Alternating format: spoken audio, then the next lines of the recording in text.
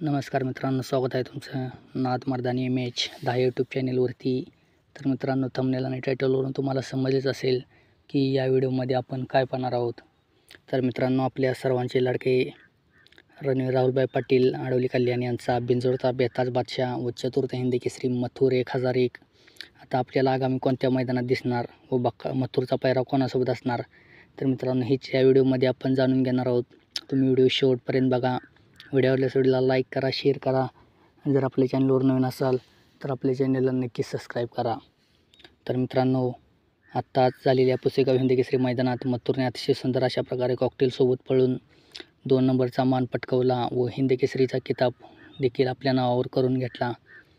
तर मित्रांनो, तर त्यानंतर आपल्या सर्वांचा लाडका मथुर 1001 आपल्याला आत्ता 1 तारखेला येणाऱ्या मुळशी केसरी या मैदानात मित्रांनो 100% पळताना दिसणार आहे. आणि मथुर मैदानात असला की सर्व प्रेक्षकांना आतुरता लागते, ती म्हणजेच मथुरचा पायरा कोणासोबत व मथुर कोणासोबत पळणार. तर मित्रांनो, हे या व्हिडिओमध्ये आपण जाणून घेणार आहोत. तर मित्रांनो, आपल्याला मिळालेल्या माहितीनुसार मथुर 1001 हा आपल्याला घोडचा सर्जा किंवा कॉकटेल या नदीसोबत दिसू शकतो मित्रांनो. कारण का मथुर घोडचा सर्जा व कॉकटेल या दोन्ही नदीसोबत पळालेला आहे व अतिशय सुंदर अशी ही गाडी दोन्ही नदींबरोबर पळतात.